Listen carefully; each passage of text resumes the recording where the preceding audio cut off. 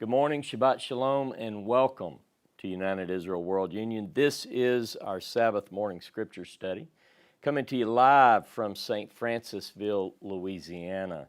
If you notice that the title says Class 16, The Hope and an Extraordinary Promise, it will not say that when I'm done editing. I forgot to change that. So we're not talking about that. We talked about that last week. We'll get into that in a few moments.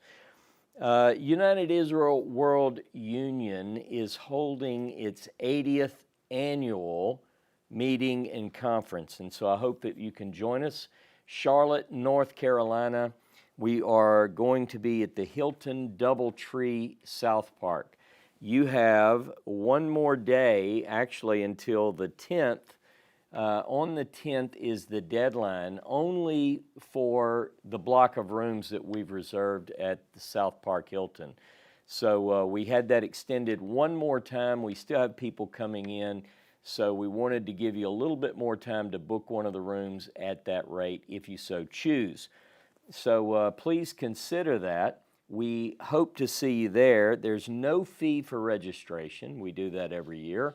Obviously, we can accept donations if people want to donate towards that, but we wanted to open it up, not charge a registration fee, hoping that that would draw in as many as we could get.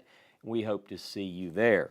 Now, I wanted to mention one other thing by way of announcements. I'm going to pop that up on the screen. That is, these are the words, essential biblical Hebrew vocabularies. So if you're studying biblical Hebrew and you want to master and memorize the Hebrew Bible's most frequently used words, that book will get it for you. So I just published the iPad version, the Kindle version. So hopefully if some of you prefer to read on a Kindle, you can get that at Amazon. And I only bring that up not because I'm selling on Shabbat. Other people watch this video at other times. And I just wanted you to hear about it when I have you all here together. So I'm happy to tell you about that. So, Chag Sameach, as we say, during the festival. Welcome, another, little bit late, but welcome to the new year. Biblically speaking, go with me this morning, in fact. Let's look at Exodus chapter 12.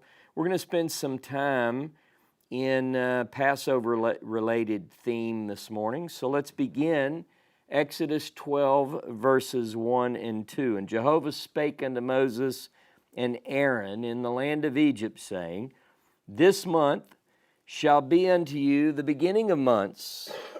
It shall be the first month of the year to you. So we're actually midway into the first month, the month that Josephus calls the Holy Month. And just wanted to say a little bit late, but Happy New Year. This chapter 12, details the rules and observance for Pesach, or Passover, and Chag HaMatzot, or the Festival of the Unleavened Bread. Now, there are other passages. I want to give you a few of the passages about Passover. Again, we are in that period of time between Erev Pesach and the 7 days of unleavened bread, and I thought that this would be a perfect opportunity to talk about Jeremiah and the Exodus motif, or the Exodus themes, as far as Jeremiah knows it. Now, you're going to see that it opened up into a broader topic than that. But let me give you a couple of passages that you can study in your own time related to Passover according to the biblical text. Exodus chapter 12, Exodus chapter 34 and verse 18. Also, Leviticus chapter 23, verses 5 through 8.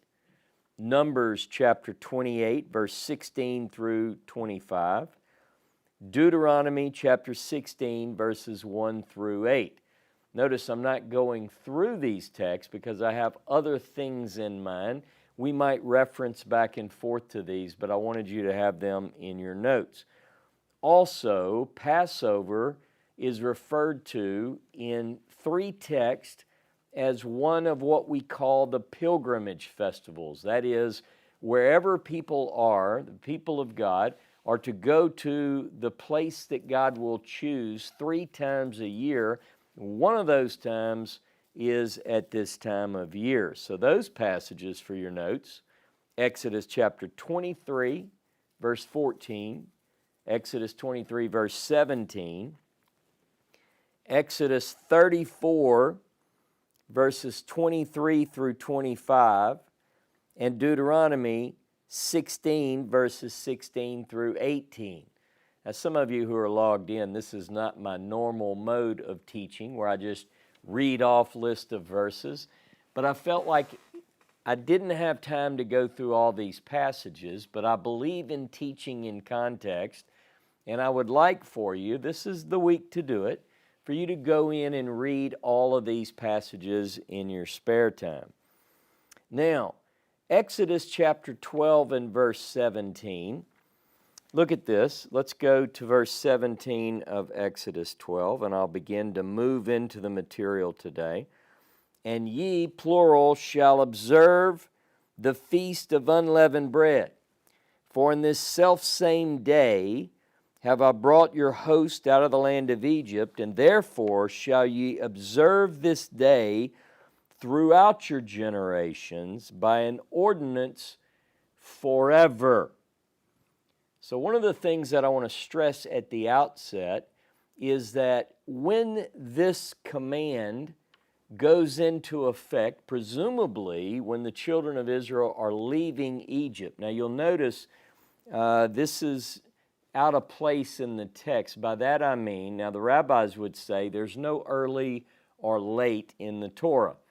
Now what they mean by that is you're going to find some things that chronologically don't quite fit. Sometimes it's anachronistic language. It's written clearly in another period. But in this case, it's just a little bit out of place.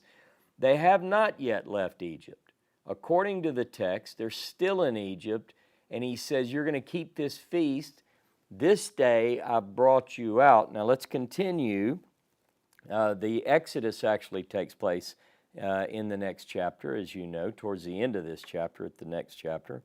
But the narrative, this is part of the rules, laying out the rules for this particular festival.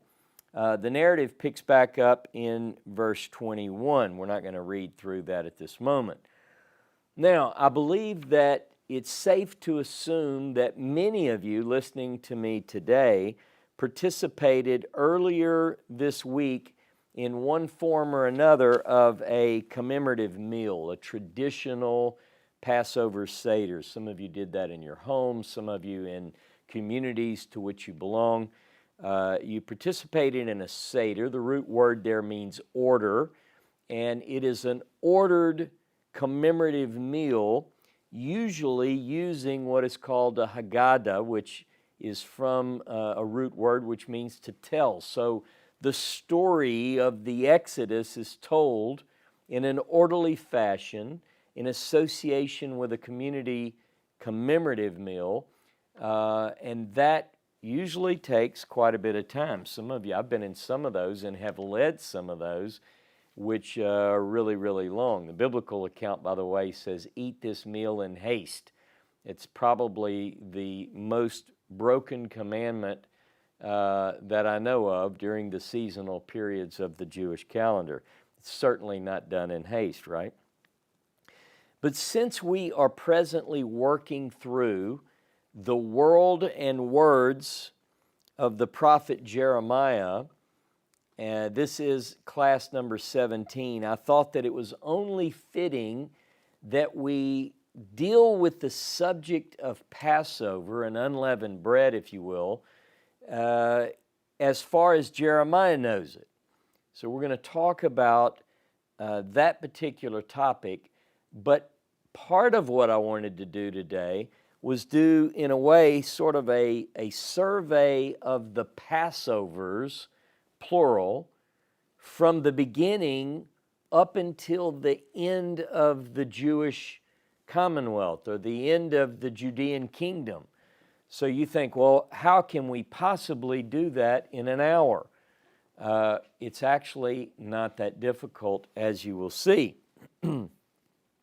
According to the biblical account, we do have several Passovers that are mentioned in Scripture. Obviously, the first one, when the children of Israel, according to the text, are in the land of Egypt, they are preparing to be saved, and they participate in that first Passover. The next Passover that's mentioned in Scripture is from the book of Numbers, Numbers chapter 9. Now, in Numbers chapter 9, what we get is it's in the second year. In fact, go to Numbers chapter 9. It's in the second year of the wilderness, which is 40 years, as you'll know. Look at 9:1 of Numbers. And Jehovah spoke unto Moses in the wilderness of Sinai in the first month of the second year after they were come out of the land of Egypt, saying, Moreover, let the children of Israel keep the Passover in its appointed season, in the 14th day of this month. At even ye shall keep it in its appointed season according to all the statutes, etc. So what we get here is, remember, in Exodus 12, verse 17, we're told that this is an eternal, it's to be done every year at its moed, at its appointed time, first month, 14th day. This is an eternal statute, ad olam, it's going to be forever. And so here we have the second year. This would be 1 year after they just did the Passover, and they're told, do it again, all right? Well, we don't have 40 of these, and I wouldn't expect us to, you know. They're not going to, the Pentateuch is not going to record every single one, but did you know that this is the only other one that is mentioned in the 40 years? Now, some would say, and there might be good reason for this, that the purpose of it being mentioned here and only here is because we get new information. What we learn in Numbers chapter 9 is that there are some in the community who are not ritually clean at this time, and so they go to Moses. You can read this later in the text. They go to Moses and they explain the predicament. They want to keep the Passover, but they can't keep the Passover because they're not clean. So they want to know, could we have a do-over, if you will? And Moses approaches God, and the plan is devised that should this situation occur in the future, and by the way, it does, then the Passover can be held in the second month, the 14th day. It's like just taking the festival, the appointment, and rescheduling the appointment same time, same day of the next month. And that is what we call the second Passover, if you will. So this is what Numbers chapter 9 tells us. Now, the next Passover that we have in Scripture is in Joshua. I'd like for you to go with me to the book of Joshua, chapter 5, and I want to pick up in verse 10. Joshua 5, verse 10.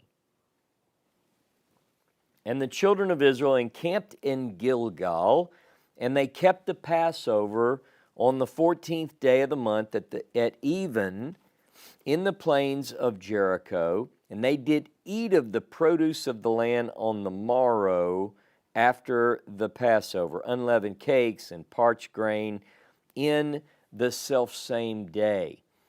Now, before they could keep the Passover, remember, they've come out of Egypt.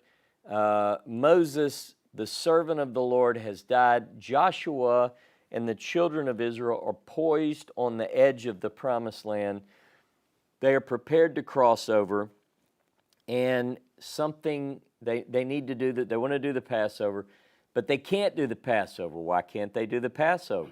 Well, look with me at verse 4. It says, and but now let me tell you, chapter 5 begins with this major circumcision. Joshua is going to go through and circumcise all the males. Now you have to be circumcised according to the priestly legal code of Passover. That's one of the rules, right? You have to be circumcised. Well, they're not circumcised. Listen to this.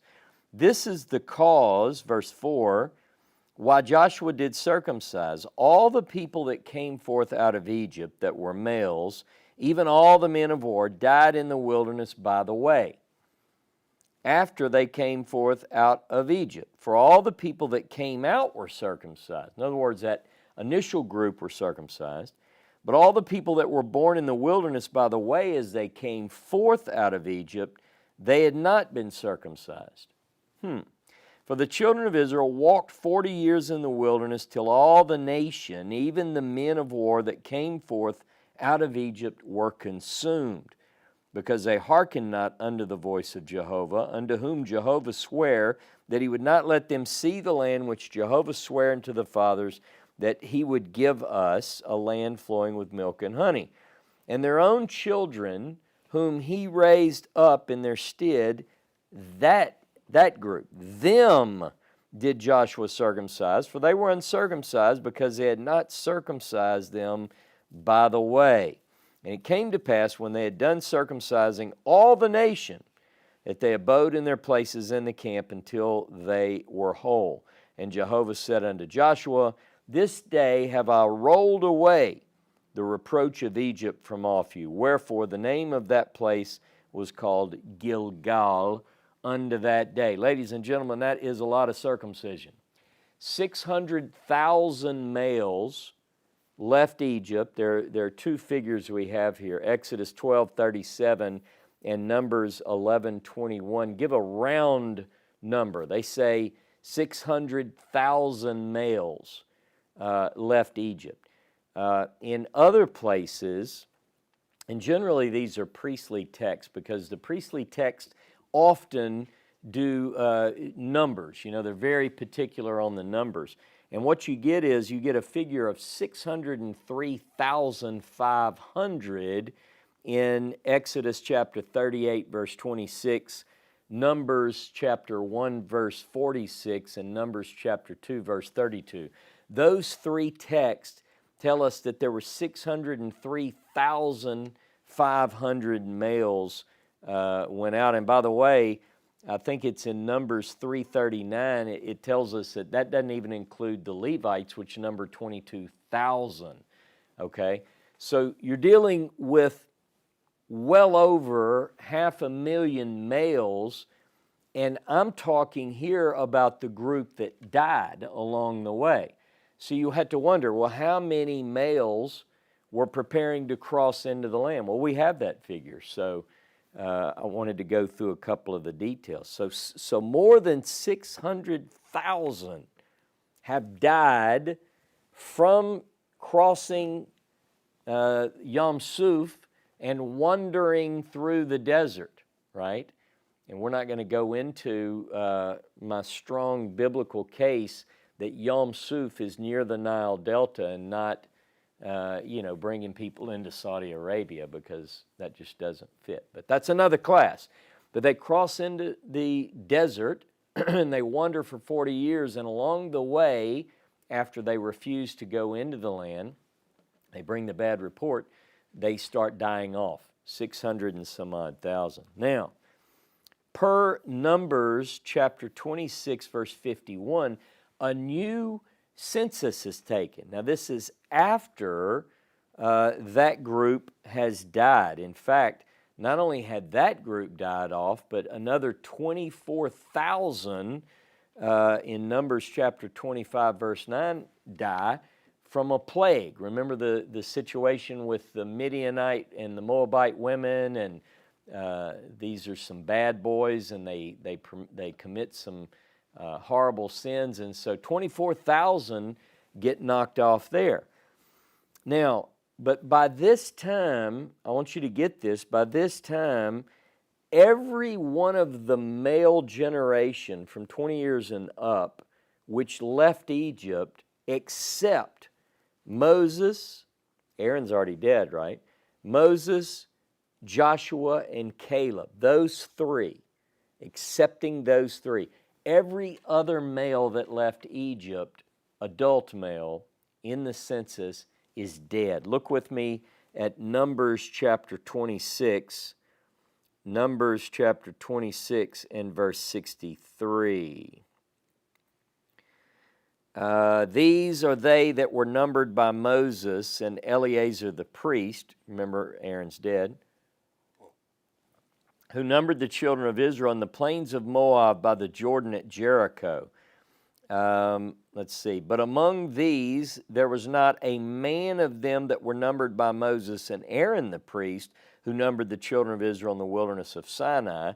For Jehovah had said of them, they shall surely die in the wilderness, and there was not left a man of them except Caleb, son of Jephunneh, and Joshua, the son of Nun. So in verse 51 of Numbers 26, it says 601,730 males from 20 years and up are present. Now, why do I say? I want to build the case. There are a lot of guys here. None of them are circumcised. So there is a big circumcision event that takes place in Joshua chapter 5. That is a lot of circumcision, so much so that the place name is called Giviat Ha'aralot, the hill of the circumcisions. So this is evidently, it's a strange thing, but there is a hill of circumcisions, and then they can do the Passover. There are only 2 Passovers mentioned in the Pentateuch. There is this one in the book of Joshua. From Joshua chapter 5, we go through a long period of time where there's not a Passover mentioned, right? Now let me really underscore this. I think in my mind, years ago, before I really studied this matter out, I thought that at least a righteous remnant had kept Passover from the time they left Egypt until today. And that is not supported by the text. Now, I know there are people who are thinking, just because they're not mentioned doesn't mean they're not done. Let's let the Bible answer this question for us. So far, we have 2 Passovers mentioned in the Pentateuch, one mentioned in the book of Joshua. Nothing again, not another Passover is mentioned until the time of Hezekiah. The next Passover mentioned is Hezekiah's Passover. And even then, it wasn't the first Passover. They didn't do the Passover in the first month, the 14th day. We read that that's the case. It tells us they weren't ready. They weren't prepared. They had people who were unclean. So it says that they did the second Passover in the second month, not the first month. And why is that? If you have Newsom, or if you don't, look at 2 Chronicles chapter 30 and verse 2. 2 Chronicles 30 and verse 2. And it says, let me just start in verse 1. Hezekiah, if you have Newsom 2:19, Hezekiah sent to all Israel and Judah and wrote letters also to Ephraim and Manasseh that they should come to the house of the Lord at Jerusalem to keep the Passover to the Lord, the God of Israel. For the king and his princes and all the assembly in Jerusalem had taken counsel to keep the Passover in the second month. And why would they do that? Because they simply weren't clean. They weren't prepared. If you go down to chapter, 2 Chronicles 30, verse 5, part B, says, for they had not kept it in great numbers as written. All right, so this is one of the reasons. And if you go down further, it says that many were unclean. But when the letter goes forth from Hezekiah to not only Judah, but in the north, the people who heard this mocked them. Like, we're going to go keep the Passover? So you get the impression that this is not something that they've been doing. But Hezekiah is a righteous king. He's a godly man. He wants to bring the practice back for some reason, according to the text.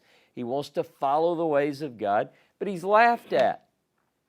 But he still, nonetheless, reaches out, and some did show up. Now go down in chapter 30 of 2 Chronicles to verse 18.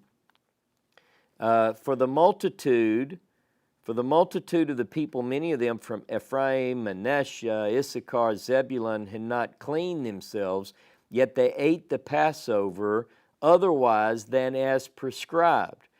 But Hezekiah prayed for them, saying, "The good Lord pardon everyone who sets his heart to seek God, the Lord, the God of his fathers, even though not according to the sanctuary's rules of cleanness." And I often, every year in fact, I pray because many of us in what I guess you could call the larger Torah faith movement do some sort of commemoration of the Passover. And a lot of people say, I kept mine according to, no, none of us are keeping it as it was originally part of the way God commanded it. I would argue that probably very few do. And if some of you are in Idaho or Mississippi and you're saying you did it right, you didn't do it right if you did it there. According to the text, we're supposed to be in Jerusalem. But the point is that we ought to say, like Hezekiah, God, just know our heart. We're trying to do our best to follow your appointed times. Now, in verse 21, it says that the people were present at Jerusalem. They kept the festival of unleavened bread 7 days with great gladness. The Levites and the priests praised the Lord day by day, singing with all their might to the Lord. And then Hezekiah spoke encouragingly to all the Levites who showed good skill in the service of the Lord. The people ate the food for 7 days, sacrificing peace offering and giving thanks to the Lord, the God of their fathers. Now, look at this, verse 23. Then the whole assembly agreed together to keep the feast for another 7 days. So they kept it for another 7 days. And then in verse 26, and some of you can't make it a week before you start having withdrawals from pizza and stuff. These guys.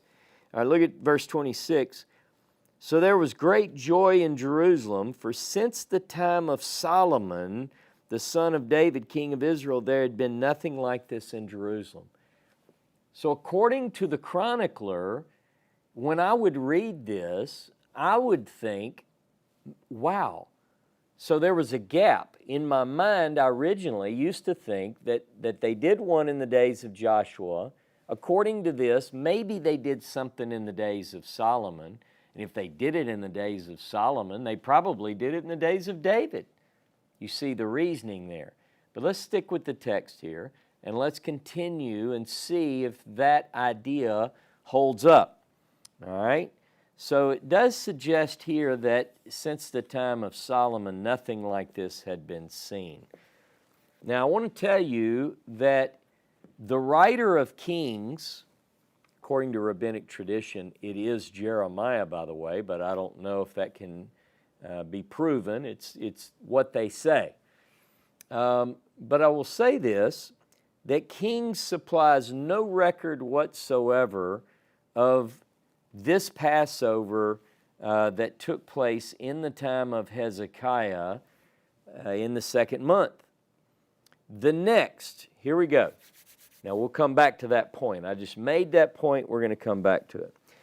The next mentioned Passover brings us to the time of Jeremiah. So here we are in the 18th year of Josiah. 622 BCE, Jeremiah at this point would have been receiving the word of the Lord in prophecy for 5 years, because he began the 13th year. This is now the 18th year. Now, how do I know that this Passover takes place in the 18th year? Newsom, page 252. It is told in the same, in the text, 2 Kings 23:23, 2 Chronicles 35:19. Here we are. King says, and the king commanded all the people, keep the Passover to the Lord. Whoops, I'm sorry, I'm reading the wrong passage. I want to read verse 23. But in the 18th year of King Josiah, this Passover was kept to the Lord in Jerusalem. Chronicles says in the 18th year of the reign of Josiah, the Passover was kept. So the 18th year, 622 BCE, there is a Passover kept by Josiah. Now here's all that Kings records about that Passover. Now we're really drilling in, because I'm curious to know, what does Jeremiah say about the Passover, and what do we know about Passover in the days of Jeremiah? Right? The end of the biblical period, in a way, before the exile.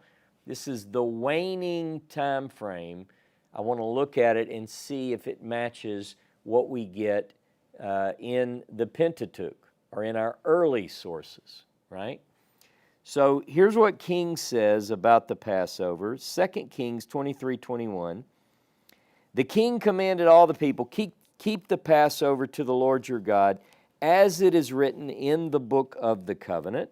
For no such Passover had been kept since the days of the judges who judged Israel, or during all the days of the kings of Israel, or of the kings of Judah.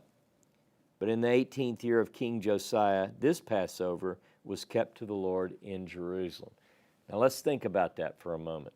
According to the writer of Kings, who, by the way, does not mention Hezekiah's Passover, according to the writer of Kings, he just simply tells us that this was kept according to the Sefer HaBrit, the scroll of the covenant, which is only mentioned 3 times in all of the Tanakh. So there is this book, the covenant book, which is often associated with the Torah of Moses. But again, we're going to get into some details about scrolls and identifying what's contained in it. It's kind of what we're doing right now. But he says it's written in the Sefer HaBrit, the book of the covenant, the scroll of the covenant. The writer of Kings tells us there's been nothing like this. He's saying if you go back to the time of the judges who judged Israel, and throughout all the days of the kings of Israel and Judah, nothing like this has ever been done. That is to say, that none of the judges who judged Israel, there was no Passover. You might say, well, maybe there was a Passover, it just wasn't done right. And during the kings, the writer of Kings tells us, during the reign of all the kings of Israel and Judah, nothing like this. Now remember, the writer of Chronicles already said, well, there was this Passover in the days of Hezekiah, and he did the second Passover, but you have to wonder, okay. The Chronicles, or the chronicler in 2 Chronicles 35, verses 15 through 19, he says that a Passover like it was not done in Israel. So let me read that. Let's see where that is. 2 Chronicles 35. Let me make sure I'm looking in the right place. Here we go. Verse 18 and 19. No Passover like it had been kept in Israel since the days of Samuel the prophet. Samuel the prophet, none of the kings of Israel had kept such a Passover as was kept by Josiah, and the priest and the Levites and all of Judah and Israel who were present, and the inhabitants of Jerusalem. Notice the difference.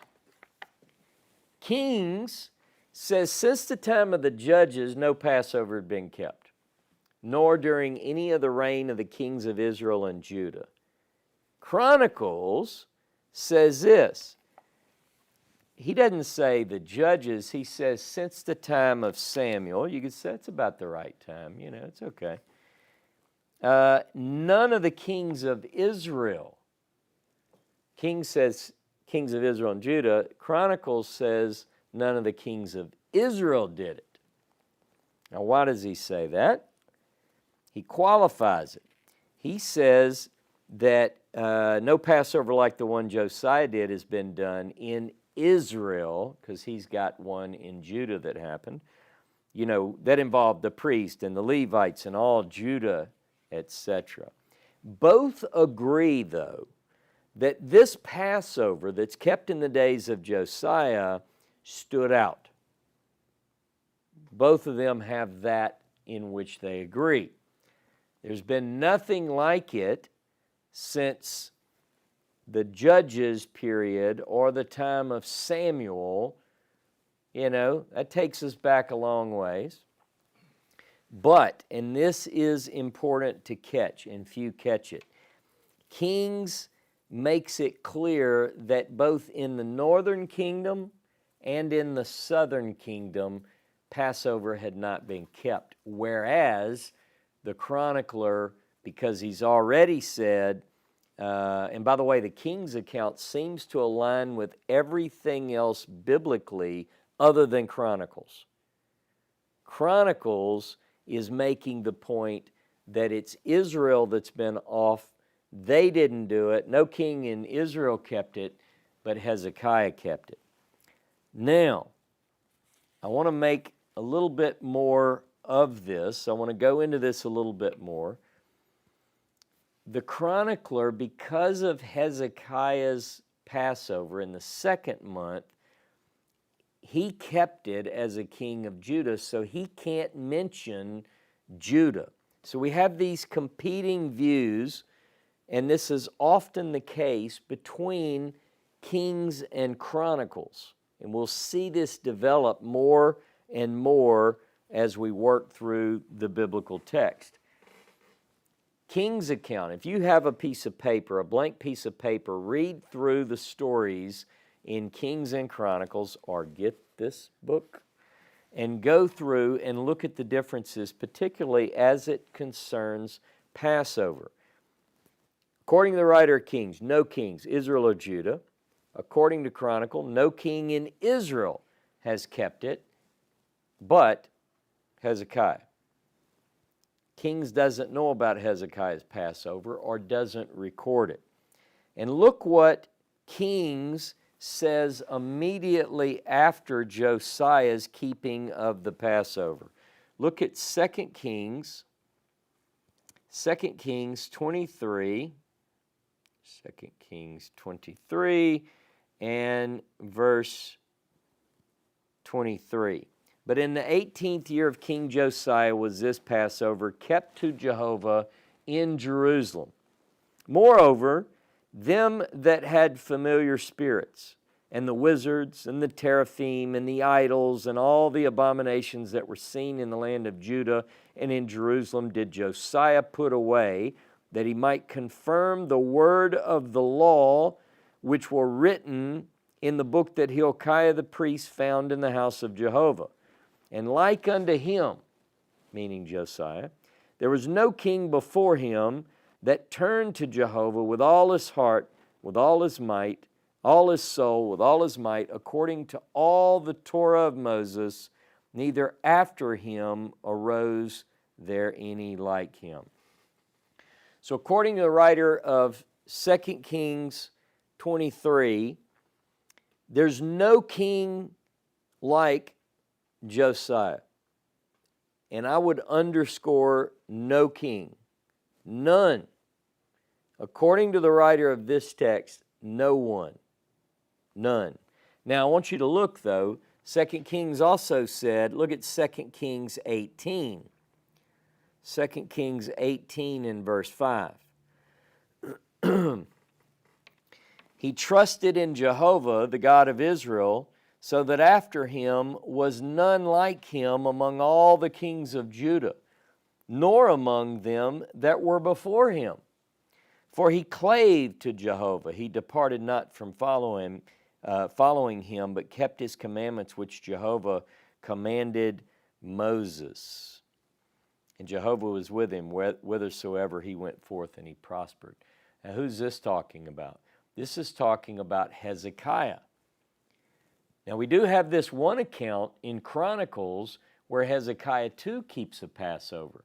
And Kings doesn't record it, but Kings does say here that Hezekiah is the greatest. There's none before him, none after him that are greater. And then later in Kings, just a few chapters later, it says the same of Josiah. So what we might say is that there are these different traditions, but both of these kings were good representatives. These were good, faithful kings, and maybe it's a toss-up.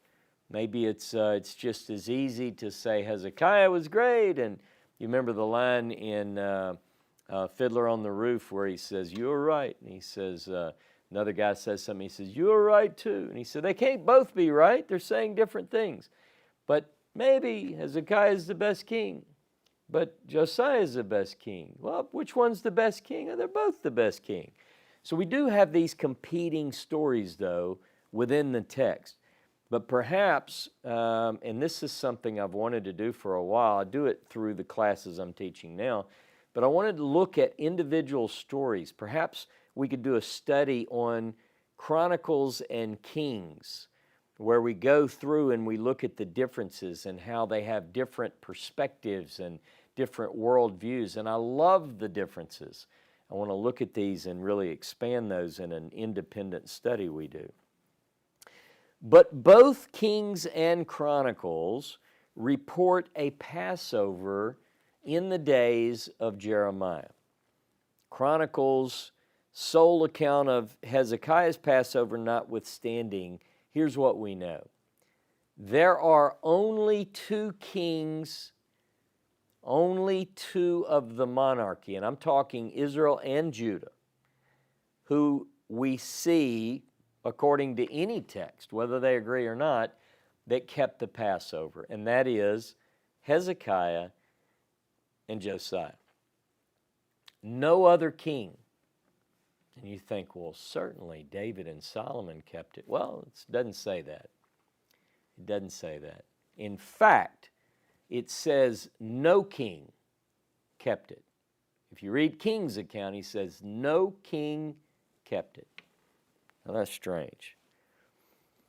Now, no prophet, if you go through, and I'm not talking about the division of the book of the prophets, beginning in Joshua, I'm talking about the prophets listed from Isaiah, Jeremiah, Ezekiel, Hosea, Joel, Amos, Nahum, Micah.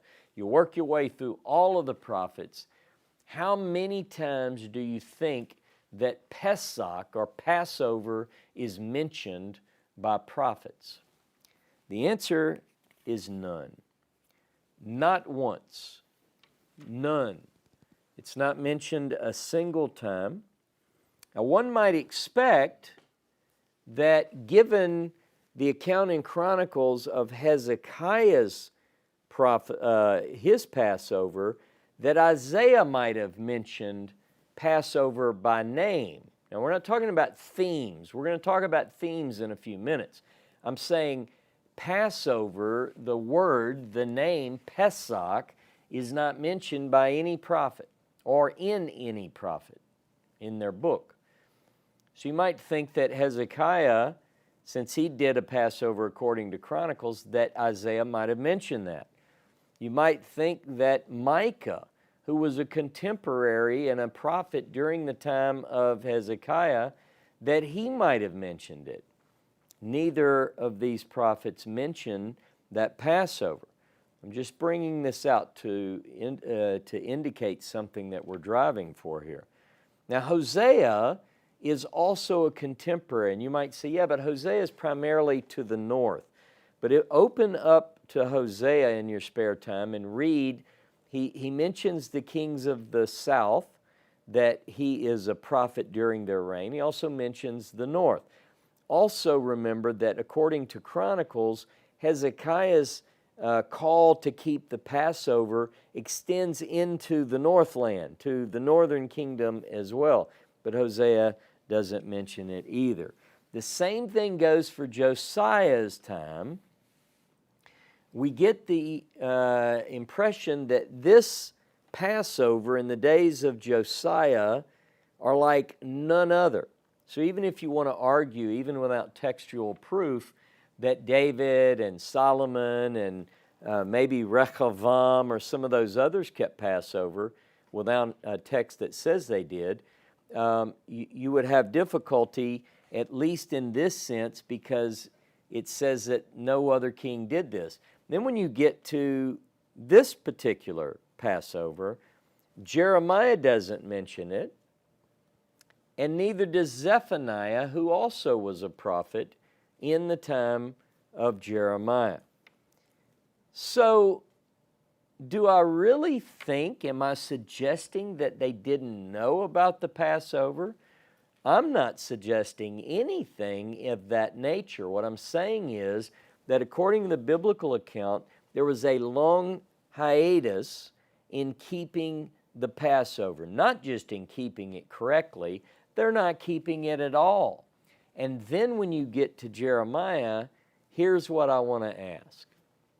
Does Jeremiah know about the Exodus? If the Passover is a commemorative meal and all of this alludes to or points towards the great Exodus, then does Jeremiah know about that? Absolutely he does. Does Isaiah? Sure.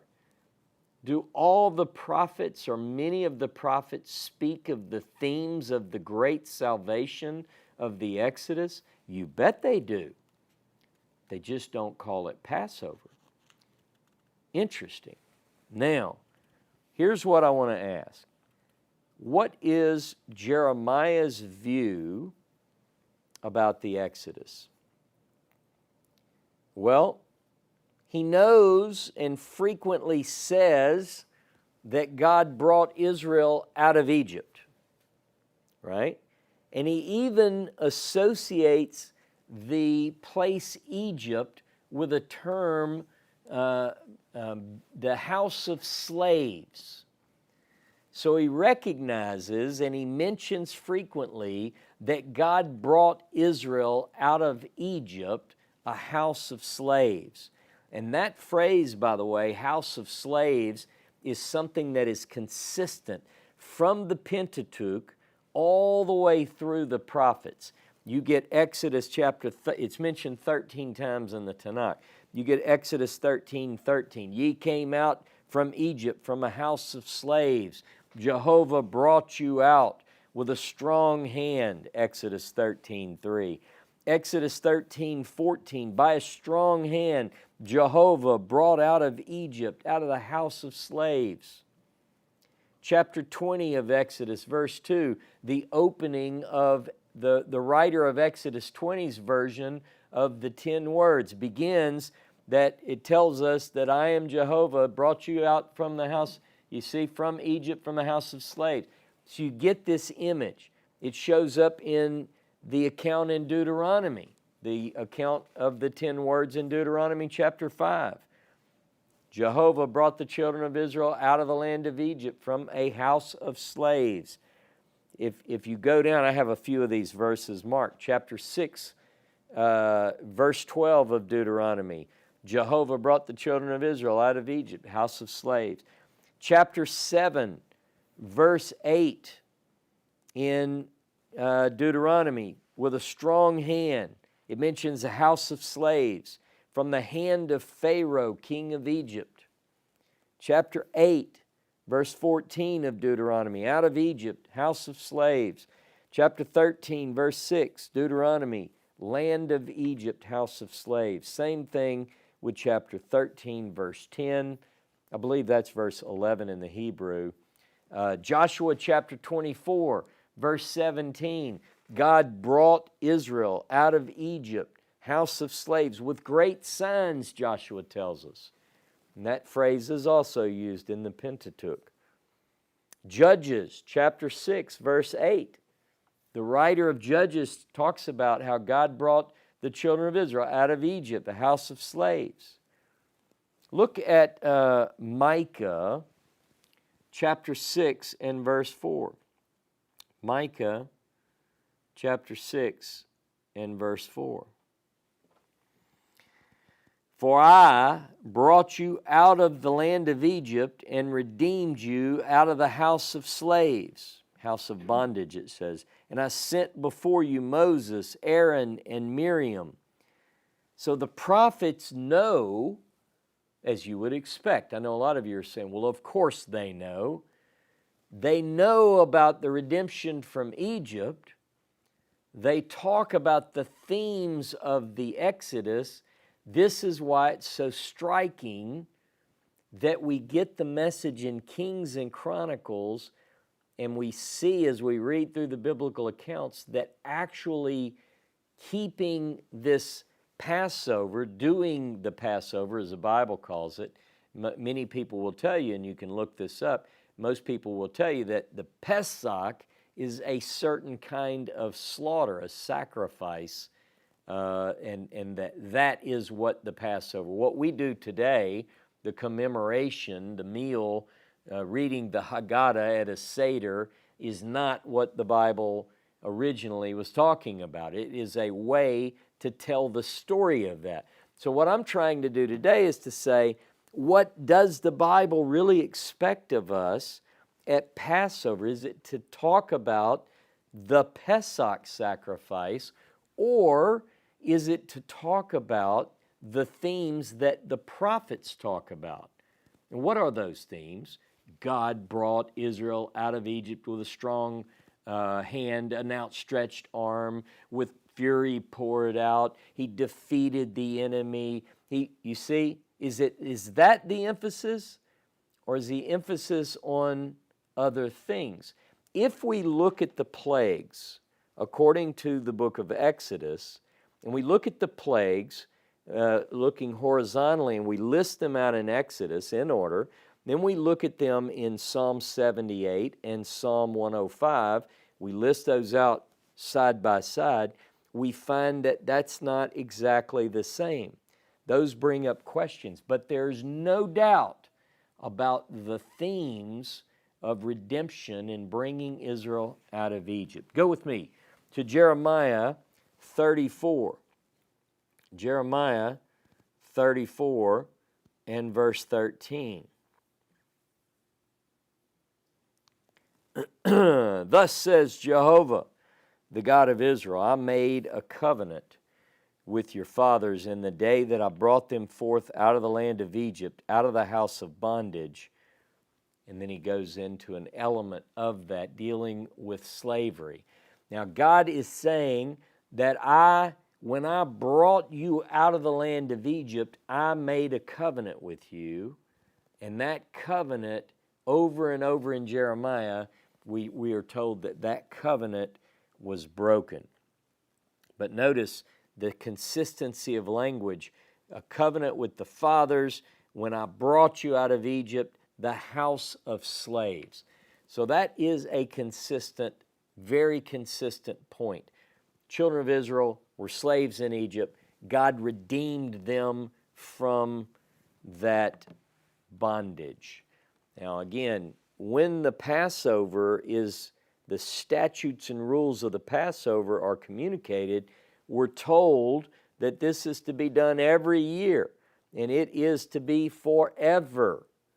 But that has not been kept. The Exodus from Egypt is mentioned by Jeremiah in other passages, other places, as well as, and sometimes with and sometimes without the phrase, house of slaves. Go with me to Jeremiah 2.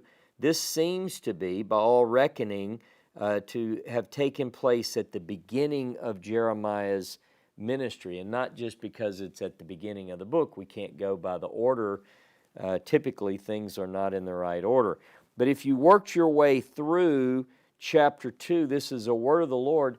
He tells Jeremiah that he remembers the devotion of a young Israel. How it was like the love of a bride, he says, how they followed him into the wilderness, and Israel was holy to Jehovah. This is nostalgic. God is looking back on that wilderness period as a time of love and wooing, and he brought the children of Israel. Now, only God could view such positive things in the group of rebels that we read from the Pentateuch. I think you'll agree. But he sees this as he's bringing his bride out into the wilderness. But they abandoned him, and look down at verse 6. Neither did they say, "Where is Jehovah that brought us up out of the land of Egypt, that led us through the wilderness, through a land of deserts and pits, through a land of drought and of the shadow of death, through a land that no man passed through and where no man dwelt." And then he says, "I brought you into a plentiful land," etc. To eat. Let me go ahead and read it. "I brought you into a plentiful land to eat the fruit thereof and the goodness thereof. But when you entered, you defiled my land, made my heritage an abomination. The priest said not, 'Aye, Jehovah, where is Jehovah?' And they that handle the Torah knew me not. The rulers transgressed against me, and the prophets prophesied by Baal and walked after things that do not profit." I know a lot of people get a little uneasy when we say that, look, I know in your minds you might imagine that people were following the ways of God as written for all of these generations, but it's just not what the texts tell us. Even the priest who handle the Torah don't know me, says God. It's not what people have said. Go to Jeremiah 7. We're talking about what Jeremiah knows about the situation when Israel left Egypt. This is part of what he said during his temple sermon that got him in so much trouble. Jeremiah 7:21. "Thus says Jehovah of hosts, the God of Israel, add your burnt offerings to your sacrifices and eat the flesh. For I spake not unto your fathers, nor commanded them in the day that I brought them out of the land of Egypt concerning burnt offerings or sacrifices. But this thing I commanded them, saying, Hearken unto my voice, and I'll be your God, you shall be my people. And walk ye in all the way that I command you, that it may be well with you. But you hearken not, nor incline their ear, but walked in their own counsels, and in the stubbornness of their evil heart, went backward and not forward, since the day that your fathers came out of the land of Egypt unto this day. I've sent you all my servants the prophets daily, rising up early, sending them, and they hearkened not unto me, nor inclined their ear, but made their neck stiff, and they did worse than their fathers." He's saying, from the time you left Egypt until today, we're talking about the 7th century BCE. Is that 800 years? Depending on when you put the Exodus. 600 to 800 years, depending on how you date it. Hundreds of years. You've not done what I commanded. You would think, well, the priests have. The priests don't even know the Torah. Goes on in chapter 8 to say that the lying pen of the scribes had made it into a lie. The kings, Did the kings keep it? Obey my voice, he says. He said, I didn't say anything about olav zavak, burnt offering and sacrifices. Now that's a startling statement. You can see why they wanted to lock him up. And they did lock him up. He's challenging the priest, and the priest, you say, well, the priest deserved to get mad? Why? The priest, these are priests who've kept, they're the ones who are supposed to, the mouth of the priest should teach knowledge, according to Malachi. The priests are supposed to be the teachers and keepers of the Torah. And here it says that the ones that handle it, they don't know it. It's off the hook. So did God or did God not, when they left Egypt, tell them to do offerings, burnt offerings and sacrifices? It reminds me of other passages. 1 Samuel chapter 15 and verse 22, where it says that God doesn't desire those things. What does he desire? Instead, chesed, right? And the love of God. And you say, well, he says he loves that more than burnt offerings. Well, look closely. Look closely. What about Hosea chapter 6, verse 6? In other words, I'm showing you the prophetic message clashes with some of the things that we've been taught. Hosea chapter 6 and verse 6. Go there. It's not in my notes, but it's in my head. I can't let it go. If you look at Hosea and you go to chapter 6, verse 6. For I desire chesed, loving kindness, velozavak. I desire loving kindness and not sacrifice, the knowledge of God more than burnt offerings. Here, he's saying the two words, olav zavak. That's what Jeremiah chapter 7, the Lord speaking through Jeremiah in the temple. He says, when I brought them out of the land of Egypt, I didn't speak about this and I didn't command them. Now, look down at Jeremiah chapter 11. Jeremiah chapter 11, verse 2. Hear ye the word of this covenant, and speak unto the men of Judah and the inhabitants of Jerusalem, and say unto them, thus says Jehovah the God of Israel, cursed be the man that hears not the words of this covenant, which I commanded your fathers in the day that I brought them forth out of the land of Egypt, out of the iron furnace, saying, obey my voice and do them according to all which I command you, so shall ye be my people, and I will be your God, that I may establish the oath which I swear unto your fathers to give them a land flowing with milk and honey, as at this day. And I answered and said, Amen, O Jehovah. He's talking about speak the words of this covenant. Interestingly enough, a scroll of Moses was found in the days of Jeremiah, in the days of Josiah. Hezekiah discovered the scroll. Could he be saying, this scroll, tell them this scroll, have them hear the words of this scroll? I think he is.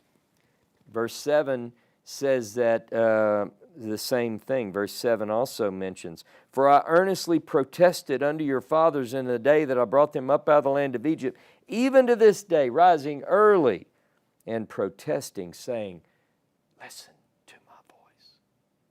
Through the prophets, over and over and over and over. Go to Jeremiah 32. Jeremiah 32 and verse 20. Jeremiah 32, verse 20. Let's see. Yeah, I'm picking up kind of in the middle. Who did set signs and wonders in the land of Egypt, even unto this day, both in Israel and among other men, and made thee a name as it is this day, and did bring forth your people out of the land of Egypt with signs, with wonders, with a strong hand, with an outstretched arm, and with great terror, and gave them this land. So Jeremiah knows a lot of the story. Not only did God make a name for himself, which is a principle that's illustrated in the Pentateuch, right? That whole section, I've taught on this. those elements that are in the Pentateuch which talk about I'm making a name for myself over and over. Remember when Pharaoh objects to letting the children of Israel go? Why is that? He said, who is this Jehovah that you're talking about? I don't know this God. But by the end of the story, does he or does he not know the name of God? He does. So the idea is that Jeremiah is saying, I know about signs and wonders. By the way, that phrase is taken almost word for word from Deuteronomy 6:22. In fact, it's the only passage in the Pentateuch where the Hebrew of Jeremiah matches almost exact in dealing with the Exodus. So this passage, or one very much like it, is something that Jeremiah is drawing on. That, by the way, the same language that I just read, as far as signs and wonders, strong hand, outstretched arm, great terror.